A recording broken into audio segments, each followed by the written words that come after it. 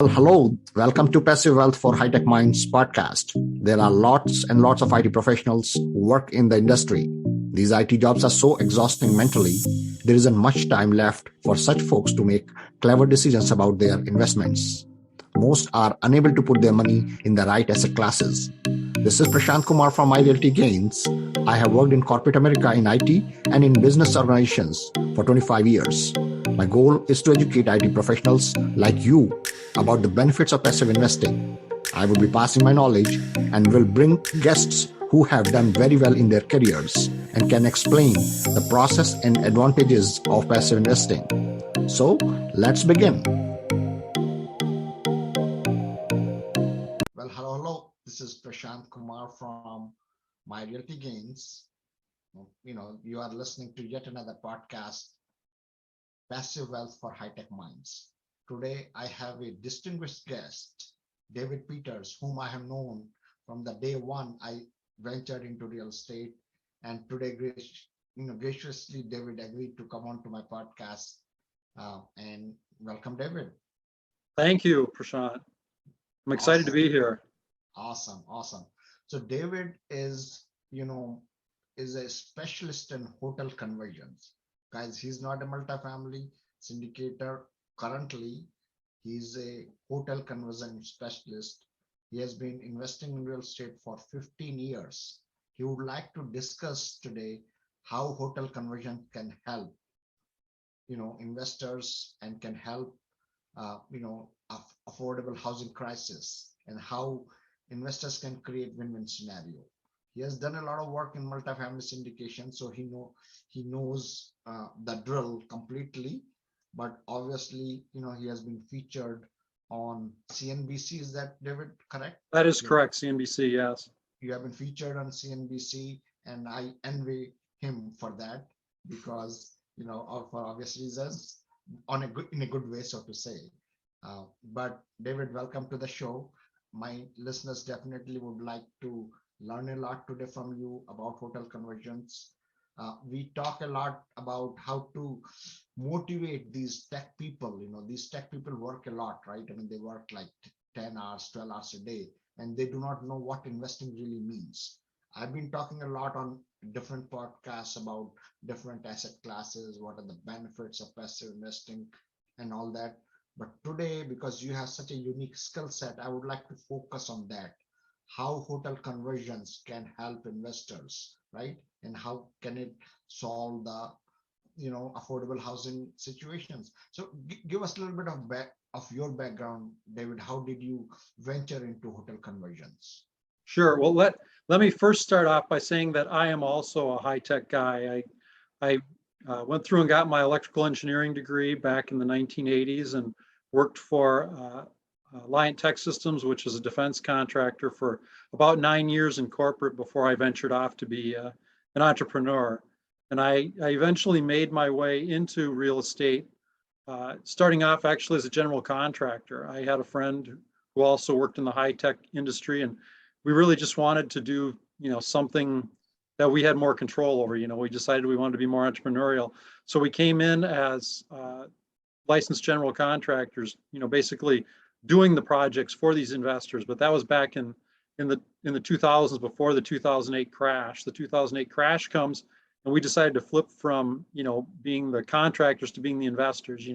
Like a lot of people started out with single family homes and progressed up to larger and larger things, then syndications, and finally in 2019 I moved over into hotel conversions. And the reason I did it was really because at that time I was feeling that multifamily was starting to get pretty expensive even back then.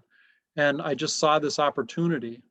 And so I started investigating, can we, a hotel sort of looks like a multifamily, right? The rooms are typically smaller, of course, than a traditional apartment, but can we, take this asset that, in some cases, as these hotels get a little bit older, they basically become obsolete as hotels and they don't perform well as business models or investments.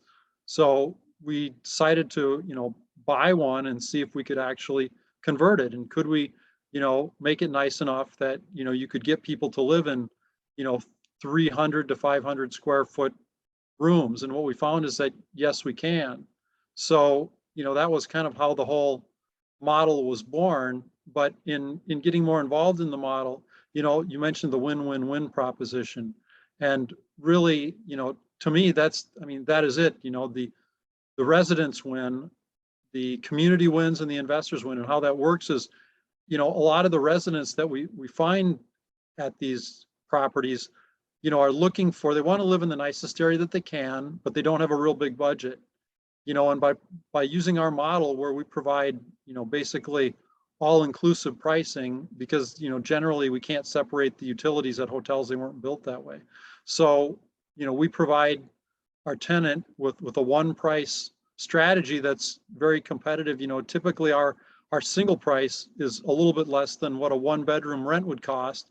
And the one bedroom, you're going to pay for all these other things, right? You're going to pay for utilities, you're going to pay for, your internet, your TV, your phone, all those things get wrapped up into one price in our projects. So that's a win for the tenants. For the community, it's a win because these properties are getting old, they're getting tired, they need to be refreshed, right? And we can take, a hotel that was probably a B-class hotel and is now turned to maybe a C or even a D-class hotel and turn it into a nice B-plus apartment complex. So that improves the community, it reduces crime in the area, it does a lot of really positive things for the community. And then finally, for the investors, the business model is such that we have some really good leverage, and I can go into that a little bit later, but basically we can provide very good returns to investors with these projects. Awesome. That's a great. I'm assuming that not a lot of people are doing this. I mean, I know some people are doing it, but there are not a hell lot of people who are doing this. Not that competitive market, so to say. How do you feel? I mean, in terms of competition as compared to multifamily and hotel conversion? So like you said, it's completely different. I mean, obviously, I think what you're seeing now is you're seeing some opportunistic multifamily people, picking up a project here or there, right? I don't know. There are a couple of other people in the country who are specialized in this, but I tell the story back in right before COVID hit. I went to this convention, and it was like the national convention of, hotel conversion experts or whatever. And it was out in Phoenix. And this was I think it was like September of 2019. And I get out there and literally, you've been to these multifamily events, right?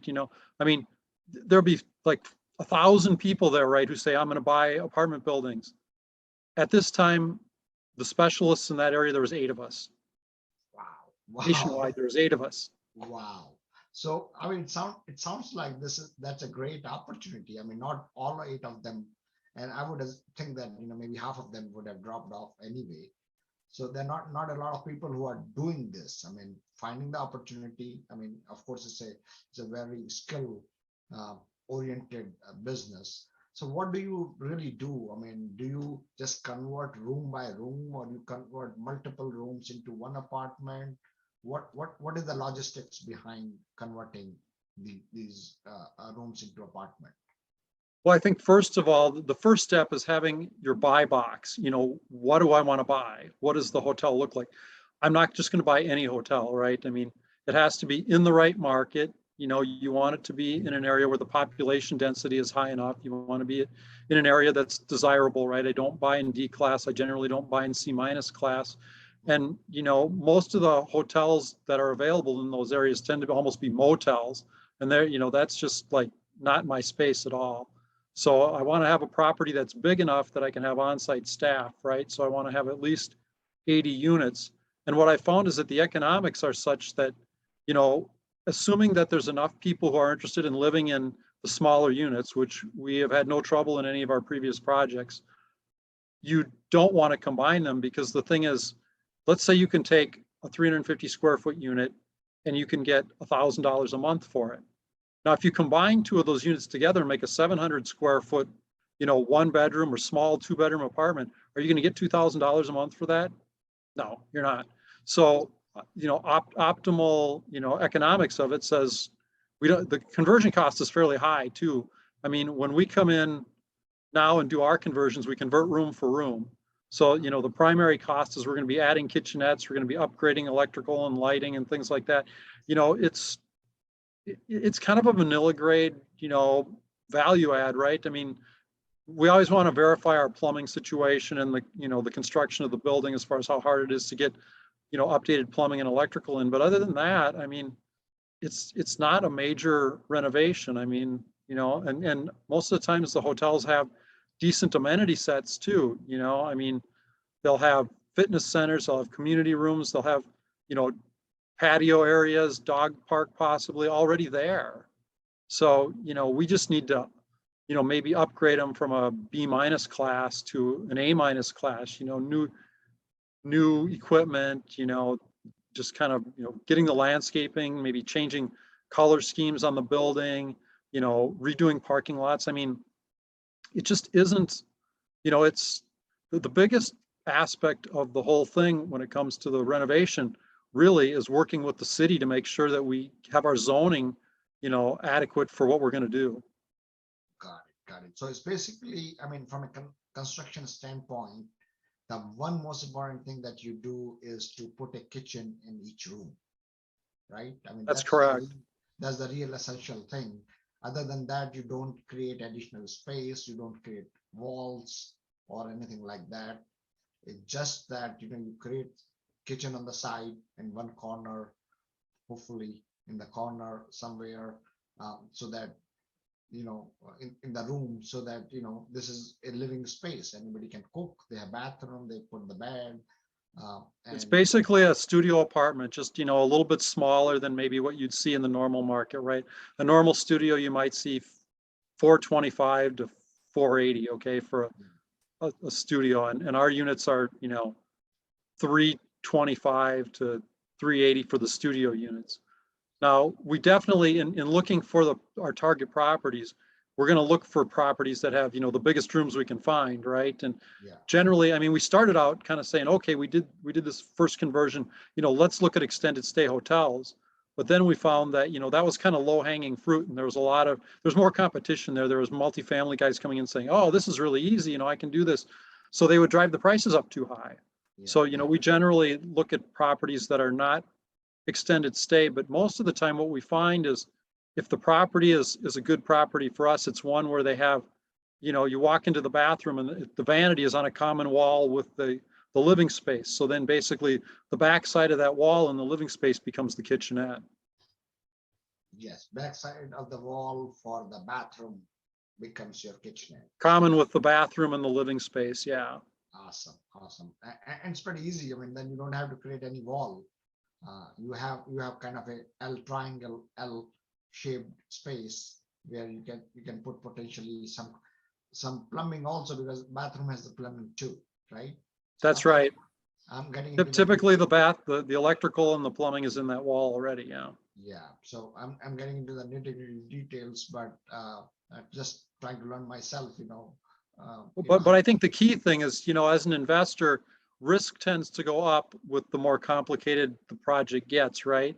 So for us, we don't want to unnecessarily complicate the projects by, adding walls or, doing changes to the form of the building, right? We don't want to be knocking down walls. We don't want to be combining rooms. I mean, that just is added risk, it's added expense and added risk. And, it's just, it doesn't pay off in what we're looking at. So we try to keep the risk down as low as possible. How much is the typical cost of conversion for each room into an apartment, keeping the class of the hotel same? Just the room. 15,000 maybe. 15,000 maybe. Okay. Yeah, I mean, we might be able to get it done as low as 10, but with inflation now and costs of appliances and things up, I would say 15,000. But I mean, but here's a typical one. We have a property in the Minneapolis area in the Twin Cities, and we purchased the hotel at about $43,000 a door, okay? And we ended up putting in, into each of the rooms we put in about 15,000. So I mean, our all-in cost was about 60,000 a door. And across the street they have, an A- B+ apartment complex, now bigger units, right? But but similar to what we're doing. And they sell those sell for $180,000 to $210,000.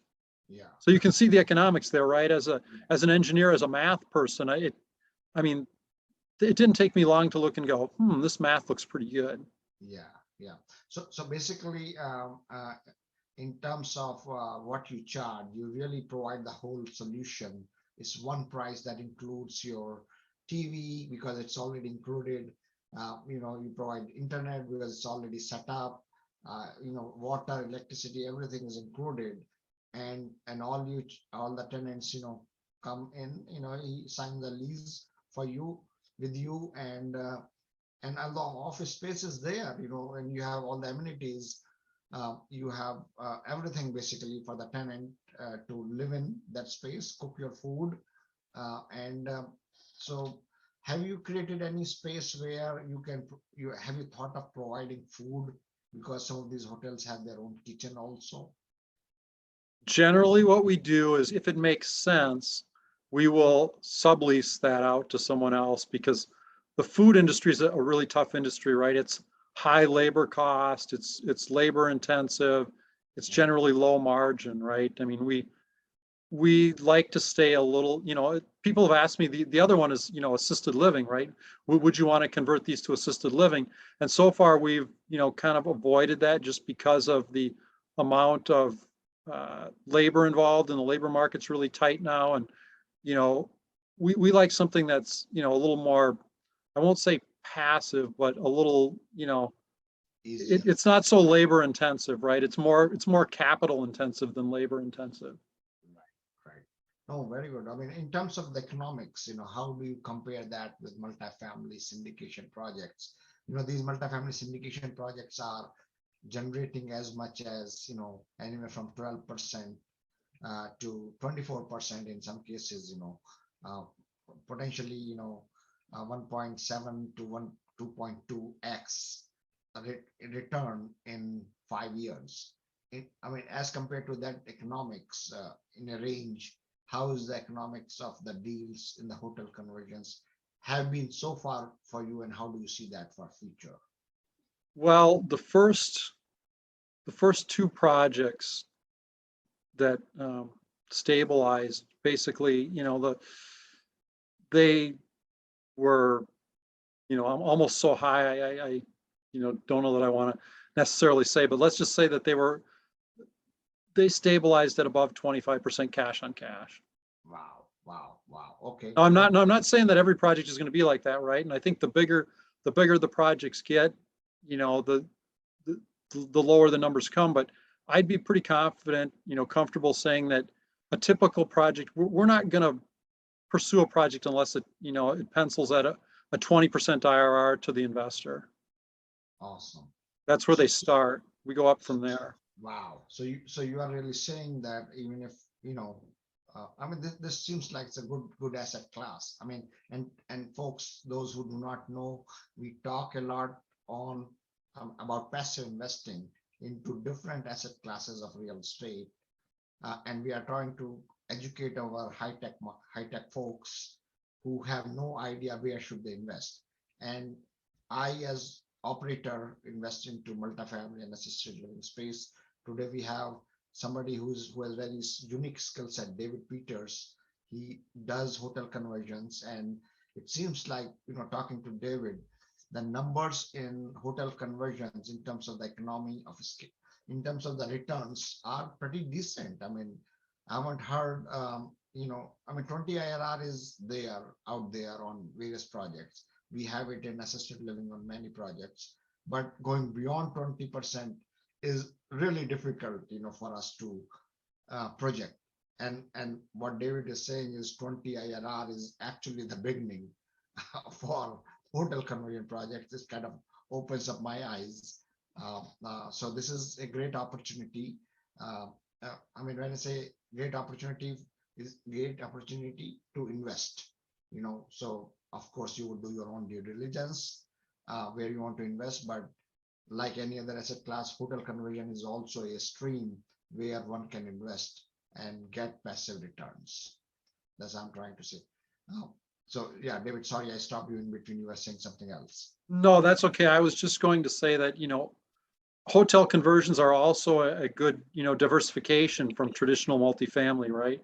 Mhm. And I think hotel conversions, I think I won't say they're recession, proof, but I think they definitely provide a certain level of, uh, recession resistance because generally speaking, we're, we're priced, at the lower end of the market in the neighborhoods that we're in, right? Because people they see the value very quickly because you can tell them, okay, well, the apartment across the street is $1,200 and we're $1,200, but the apartment across the street, you're also going to pay for electricity, you're going to pay for water, you're going to pay for sewer. You know, we provide gigabit internet included, we provide streaming video included. Those things are value, right? I mean, those two things might be another $100 a month that the tenant has to spend to have, right? So, I mean, including that bundle, and the other thing is typically our amenities are going to be better than our competition for the most part because we've just upgraded the whole place. Yeah. So yeah, this is a good diversification, obviously, and that's a very good point that people get people know what their budgets are. I mean, these college kids coming out of college, what do they want? I mean, they want internet, and they, uh, I mean, they don't have that much money. I'm just kind of making it up, picking up the example that folks know. uh, it's almost like student housing. It's not a student housing, but it could be treated as a student housing. Students can live there easily, right? And well, we can also, I mean, we do like special purpose projects as well if we see a certain target market, like Mhm. if we see an area and this is an area that is really, strong for seniors, right? We can do 55 plus active adult, Yeah, projects. Or if it's, really close to, let's say, an Amazon and a couple of, food factories or whatever, we can gear it, completely toward workforce housing, right? I mean, we definitely look at our environment when we buy, right, to target the property to the environment. it is the affordable housing, as simple as that. It's not meant for for poor, not in a wrong way, but anybody could live there. Potentially It's students can live there, seniors can live there, a 55 plus active community. Uh, it, you it's know, affordably priced market housing, right? That's exactly what it is. yeah, and the returns are exuberant. It is not hotel market. It's not a leisure market. It is almost like a multifamily market, so to say. It is you are providing multifamily. It is a multifamily. It's a conversion of hotel into multifamily, but in affordable space. And the thing is, on the investment side, you really gain some leverage because typically you're going to buy these hotels. If you're not buying an extended stay hotel and you're buying, we negotiate based on buying a hotel, right? And hotel pricing is just lower than multifamily pricing. Hotels may sell for, you know, a 10 cap or a 12 cap because they're more economically sensitive, right? In the good times, hotels throw off tons and tons of cash. And in the bad times, you better have enough money just to pay your bills, right? Yeah, So yeah. so the cash flow is not consistent. It's economically sensitive as a traditional hotel. So you buy it as that traditional hotel, you pay a hotel price, you convert it to multifamily and you get the valuation. You may go from a 12 cap to a 7 cap or a 6 cap. You're not going to get a 3 cap necessarily like a class A multifamily, but that cap rate shift is huge in your valuation. Awesome, awesome. That's a and how difficult it is to convert. I mean, in terms of the zoning from the city. What are your thoughts on that? I mean, tell us some Well, experiences. in 2019 before COVID, when we approached cities, they were kind of, they'd scratch their head a little bit and they'd say, well, yeah, we do need, we could use these units, they're priced affordably, but are you going to be able to get people in them when they're so small? And they were kind of a little bit hesitant. But since we went through COVID and since so many hotels have become, distressed assets, these cities are like, we don't want this thing sitting empty. We don't want a bank owning it and sitting empty. If you can turn it into this, go for it. We'll work with you to get the zoning right. So their attitude has really changed since COVID to, in our favor. Well, I'm also feeling the same thing. I'm, by the way, David, you know that I'm buying a 150 unit hotel. in Sierra Vista and converting into assisted living, and city officials are all over the place. They want that to be converted. They don't want that to be sitting idle. They want it to be converted into a space which can be utilized for some sort of living, permanent living. Right now, the hotel is running below capacity. They are probably running at 20-30% capacity only. And they have the fear that, owners may walk away, current owners may walk away. So they are very much willing to work with us to do whatever they are very cooperative. Let's just put it this way. So no, that's a great thing, David. Tell us a little bit about zoning. I mean, how does the zoning works in this? Is it just a simple conversion? You go to the city, you take your look, architect plans, and they convert it, or how does it take? I mean, run us through a transaction. How long? Well, honestly, that's a really hard question to answer because I think the answer is it depends. I Yeah. mean, cities are their own entities, right? They are independent. They behave independently, and I think, most of them I found have been very reasonable, but some of them, I think the bigger the city becomes, like if you're going to go to, let's say you're going to do something in, I mean, you're talking about Sierra Vista, right? That's a relatively moderate sized city. You're talking about, working with, 5 or 6 people maybe to get the zoning done, right? Yeah. You go to a city like New York or even Minneapolis, and all of a sudden now you've got 50 people involved in the process, and you've got an 8-layer process, and you have to do, they're very regimented, right? And so they say, well, you have to go and have these public meetings with your neighbors, and you have to elicit X amount of buy-in from the neighborhood, and you have to, publish this at this time, and you have to have these review periods, and the process can stretch time-wise because there's just so many steps and so many people involved. But when you go into the suburban areas, generally, you go to the city manager, and if the city manager likes your project, I mean, it's going to happen, right? They'll push their staff to get it done. How long are these transactions, before you close, from soups to nuts, the day you look at the hotel and the day you close, how long is typically that process? Oh boy, it depends on what's in the purchase agreement, but generally 120 days maybe. Mhm.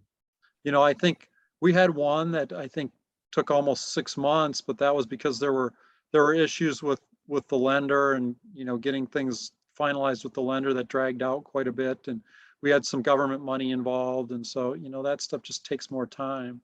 But I think generally when you're talking to a seller, if they're selling a hotel and they're not selling it as a multifamily conversion, which is what you want because then you're going to get a better price, you know, they expect to close between 90 and 120 days. They don't want to ride it out 9 months. So they do close within 6 months, basically, in a way, I would assume. Yeah, I generally don't see, the due diligence period being stretched longer than that. I think you'd have a hard time with the seller, unless, I mean, we have one project now where the seller's actually going to become a passive investor because they like the model so much. So then they're more amenable, right? I mean, they're not going to stretch forever, but Yeah. they're, if you're like, well, we need another 15 days, they're going to be like, yeah, okay, we can make it work. Awesome. David, you are creating a lot of value here, not just for yourself, but for the community and of course for investors also, because the kind of returns that you are mentioning, they are not heard of in multifamily or in any other space so far. So folks who are listening to this, obviously, David is going to share his contact information. Along with that, if there are any questions, you can always reach out to me. I know David very well, but David, how can our investors or listeners reach out to you? Actually, the best 2 ways to do it are, first of all, our website. We have on our website, we have a way that you can schedule a meeting with me, actually. And that website is www.firstfloorequity.com, and first is spelled out FIRST. So first FIRST, FLOOREQUITY.com. And then the other way would be to reach me at my email, which is just david@firstfloorequity.com. That's awesome. I mean, as I said, a great value to our listeners, and a lot of thanks to you, David. I mean, you and I have known each other for a long time, and I'm sure we'll do business in future sometime. Uh, and we Yeah. will invite you again and listen to your stories again on our podcast. But until then, thank you so much, and you have a great day. Thank you, Prashant. It was really an honor to be on your podcast. I appreciate it. Awesome. Thank you so much for listening to our podcast. As usual, you can reach me via my website www.myrealtygains.com and via email prashant@myrealtygains.com. I would love to hear from you and talk to you about specific needs you may have. Please schedule an appointment with me via my website, again www.myrealtygains.com. Stay tuned for next podcast. This is Prashant Kumar signing off for today.